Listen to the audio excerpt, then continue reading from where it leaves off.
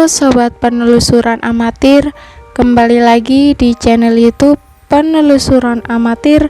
Jangan lupa buat kalian yang baru bergabung, silakan pencet tombol subscribe dan bunyikan juga lonceng notifikasi supaya kalian mendapatkan updatean video terbaru dari channel YouTube Penelusuran Amatir. Oke teman-teman sobat penelusuran amatir, kali ini aku akan membawakan sebuah cerita tentang KKN Desa Penari. Ini cerita horor yang utuhnya.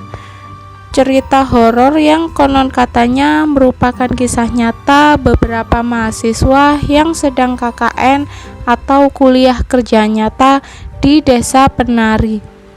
Saat ini sedang heboh dan viral. Disebutkan kejadian itu terjadi pada tahun 2009 dan menghilangnya 2 nyawa mahasiswa yang ikut di dalam KKN tersebut. Cerita KKN Desa Penari itu setelah viral setelah penulis dengan akun Twitter @mrm8137853 membuat beberapa serialnya sejak 24 Juni hingga 25 Juli 2019. Kisah itu ternyata memiliki 2 versi, mencoba merangkumkan versi pertama yang dia buat melalui cerita dari sudut pandang Widya, salah satu mahasiswa yang ikut dalam KKN tersebut. Berikut cerita dari sudut pandang Widya. Malam ini gue bercerita sebuah cerita dari seseorang yang menurut gue spesial. Kenapa? Karena gue sedikit gak yakin bakal bisa menceritakan setiap detail apa yang beliau alami. Sebuah cerita tentang pengalaman beliau selama KKN di sebuah desa penari. Sebelum gue memulai semuanya, gue sedikit mau menyampaikan beberapa hal. Sebelumnya, penulis tidak mendapat izin untuk memposting cerita ini dari yang empuhnya cerita. Karena beliau memiliki ketakutan tersendiri pada beberapa hal yang meliputi kampus dan desa KKN diadakan. Tetapi karena penulis berpikir bahwa cerita ini memiliki banyak pelajaran yang mungkin bisa dipetik terlepas dari pengalaman sang pemilik cerita, akhirnya kami sepakat bahwa semua yang terhubung dengan cerita ini meliputi nama kampus, fakultas, desa, dan latar cerita akan kami rahasiakan dan akan kami samarkan. Jadi buat teman-teman yang membaca cerita ini yang mungkin tahu atau merasa familiar dengan beberapa tempat yang mesti disamarkan, mohon untuk diam saja atau merahasiakan semuanya karena pemilik sudah menjadi janji pemilik dan cerita. Tahun 2009 akhir, semua anak angkatan 2005 atau 06 sudah hampir merampungkan persyaratan untuk mengikuti KKN yang dilakukan di beberapa desa sebagai syarat lanjutan untuk tugas deskripsi. Dari semua wajah antusias di kampung itu terlihat satu orang tampak menyendiri, Widya, begitu anak-anak memanggilnya. Ia tampak begitu gugup, menyepi, menyendiri sampai panggilan telepon itu membuyarkan lamunannya. "Aku wis oleh nggon KKN nih," kata di ujung telepon. Wajah muram itu berubah menjadi senyum penuh harap. "Nang di?" "Nang kota B, kok desa kabupaten akeh proker, tak jamin nggone cocok gawe KKN. Banyak proker yang dikerjakan di sana dan cocok untuk tempat kita KKN." Saat itu Widya segera mengajukan proposal KKN. Semua persyaratan sudah dipenuhi kecuali kelengkapan anggota dalam setiap kelompok minimal harus melibatkan 2 fakultas yang berbeda pun dengan anggota minimal 6 orang. "Tenang," kata Ayu, perempuan yang tempo hari memberi kabar tempat KKN yang ia observasi bersama abangnya. Benar saja, tidak beberapa lama muncul Bima dengan Nur. Ia menyampaikan kelengkapan anggota 6 orang yang terlibat 2 fakultas sudah disetujui. "Sopo sing gabung, Nur?" tanya Ayu. "Temenku, kating loro angkatan di atas kita, satunya lagi temennya." Lega sudah batin Widya. Surat keputusan KKN sudah disetujui, semuanya terdiri dari 2 fakultas dengan proker kelompok dan individu untuk pengabdian di masyarakat yang akan diadakan kurang lebih sekitar 6 minggu. "Gak ono nggon liya, lapo kok kudu ndek kota B?" Wajah ibunya menegang. "Nggok kudu nggone alas tok, ra umum dinggone gawe menungso.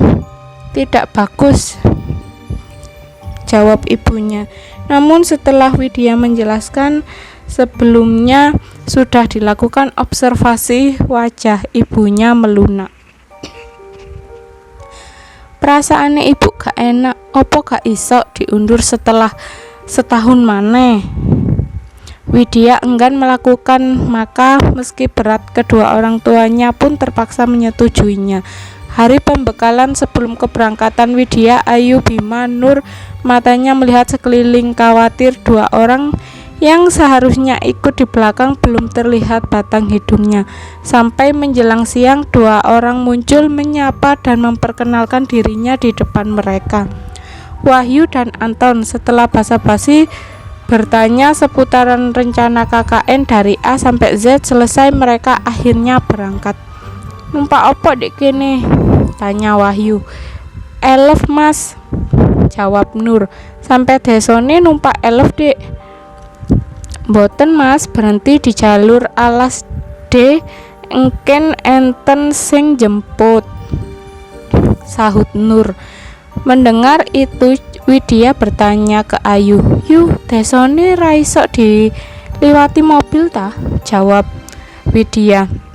Ayu hanya menggelengkan kepala. "Ra iso, tapi cedek kok, tekan dalan gede 45 menit palingan," kata Nur. Kata Ayu, di sini cerita ini dimulai sesuai apa yang dikatakan Nur. Mobil berhenti di jalur masuk hutan D, menempuh perjalanan 4-5 jam dari kota S.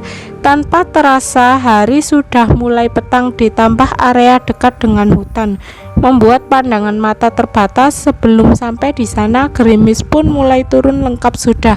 Setelah menunggu hampir beberapa jam, dari jauh cahaya mendekat. Nur dan Ayu langsung mengatakan bahwa mereka yang akan mengantar.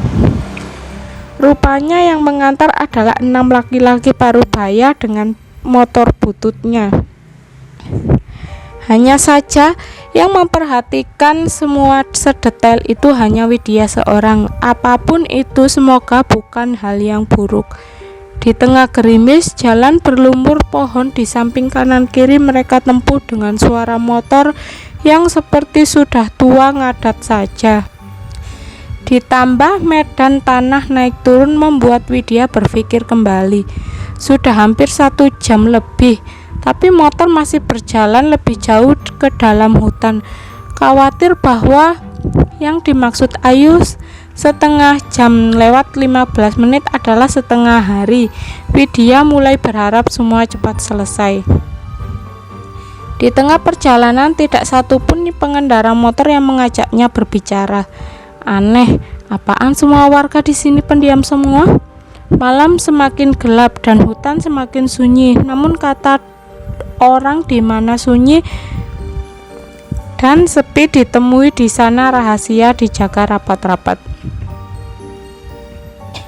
Suara familiar, tabuhan kendang dan gong diikuti suara kenong kompiang membaur menjadi alunan suara gamelan. Apa ada yang mengadakan hajatan di sini? Dan ketika Ayu sayup-sayup, suara itu perlahan menghilang. Terlihat gapura kayu menyambut mereka.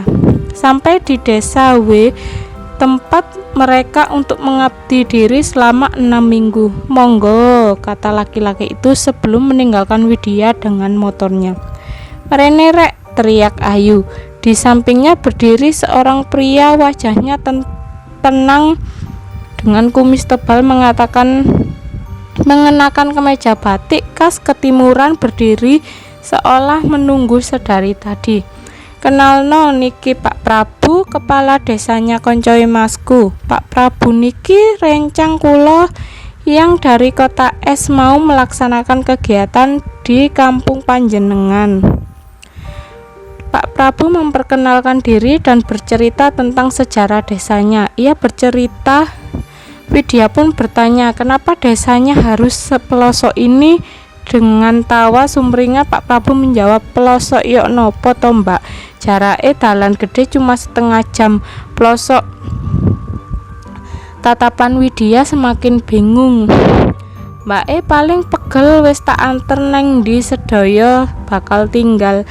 Tengah kebingungan itu Ayu menegur Widya, maksudmu apa to Wid? Takon koyok ngono, gare suka naik kah? Di situ Widya menyadari ada yang salah. Tempat menginap untuk para laki-laki rumah gubuk yang dulunya seringkali dipakai untuk posyandu, tak beralaskan tanah, tapi di dalamnya sudah ada bayang-bayangnya ranjang. Di dalam kamar Widya pun menjelaskan maksud ucapan Pak Prabu karena panjang perjalanan yang dirahasiakan oleh Widya sendiri. Nur memilih untuk diam. Ngene awakmu krungu apa ora? Nang dalan alasmu ono suara gamelan. Yo, paling ono hajatan lah, opo maneh. Berbeda dengan Ayu, Nur menatap Widya dengan ngeri sembari berbicara lirih. Nur yang seharusnya paling ceria di antara mereka berkata, Mbak, ra ono desa maneh ning kene, gak mungkin nek ono hajatan. Nek jare wong biyen krungu gamelan nang gone kene iku pertanda elek. Mendengar itu Ayu bersulut dan langsung menuding Nur ngomong yang tidak-tidak. Nur, ra usah ngomong sing aneh-aneh kowe. Awakmu iku yo melu observasi nang kene ambek aku. Mosok gurung sedina wis ngomong ra masuk akal ngono. Ayu pergi meninggalkan Widya dengan Nur. Saat itu mengatakan, Mbak, aku ya krungu suara gamelan iku. Masalah Mbak, aku ya ndelok ono penari ning dalan mau. Astagfirullah, kata Widya tidak percaya. Nur menatap nanar Widya. Air mata sudah seperti memaksa keluar. Benar kata ibunya tempo hari, banyu semilir melayu nang etan, yang memiliki makna bahwa timur adalah tempat di mana semua orang berkumpul menjadi satu antara buruk dan yang paling buruk, dan kini Widya harus tinggal di hutan paling timur. Cerita Nur dan Widya tentang suara gamelan sepanjang perjalanan tadi masih awalnya saja, ibarat sebuah kopi masih sampai di rasa yang paling manis sebelum sampai di yang paling pahit. Widya memang percaya terhadap hal-hal gaib, itu ada dalam ajaran agamanya. Namun baru kali ini ia merasakan langsung pengalaman itu. Meski hanya sekedar suara berbeda dengan Nur, temannya ia mengaku melihat dan tidak seharusnya ia lihat. Nur, kata Widya menenangkan. Nur, bisa ndak cerita ini ojo sampai nyebar ya, go arek-arek kan gak enak nek sampai krungu ambi warga desa. Apa maneh awake ndek kene iku tamu, insyaallah kabeh lancar nggih, kata Widya. Nur mengangguk, mesti enggan menjawab kalimat Widya. Ngene iki, walaupun saya tinggal neng kene, aku yo pernah kuliah nok kene dek sarjana lagi, kata Pak Prabu, bahasanya medok campur antara bahasa Jawa dan bahasa Indonesia. Mendengar itu Wahyu menimpali loro, ngokno bapake walaupun neng desa gak lali kuliah. Wahyu melanjutkan, bapake ambil apa dulu, perhutanan ya? Bukan, kata bapak, pertanian. Loh, ra ono sawah nang kene piye to, Pak? Ya, memangnya sampean pikir hanya karena ambil pertanian harus terjun ke sawah, jawab Pak Prabu sontak membuat tawa pecah. Widya melirik Nur. Dia sudah bisa ceria lagi. Pemakaman sendiri dikelilingi pohon beringin yang sangat. Setiap pohon beringin ada satu batu besar di sampingnya. Di sana ada lengkap sesajen di depannya. Nur tadi ikutan tertawa tiba-tiba menjadi diam dan menunduk kepalanya seolah tidak mau melihat sesuatu. Pagi tiba-tiba terasa gelap di pikiran Widya. Apunten Pak, niki nopo nggih? Belum selesai bicara Pak Prabu memotongnya. Saya tahu apa yang adik mau katakan. Pasti mau tanya, kok pateknya ditutupi pakai kain gitu loh. Widya mengangguk. Rombongan menatap serius Pak Prabu kecuali Wahyu dan Anton. Ini namanya sangsara kepercayaan orang sini. Jadi biar tahu kalau ini loh pemakaman terang Pak Prabu. Dan jawabnya sama sekali tidak membuat serombongan anak puas sampai Wahyu dan Anton walaupun pelan sengaja menyindir. Tanpa terasa hari sudah siang. Ayu dan Widya sudah memetakan semua yang Pak Prabu tunjukkan, memberikan sampel warna merah sampai biru dari yang paling diutamakan. Setiap kali mau bertanya, hati kecil selalu mengatakan bahwa itu bukan hal yang bagus. Nur setelah dari sinden, ia izin kembali ke rumah karena badannya tidak enak. Dengan sukarela Bima mengantarkan. Jadi observasi hanya dilakukan 4 orang.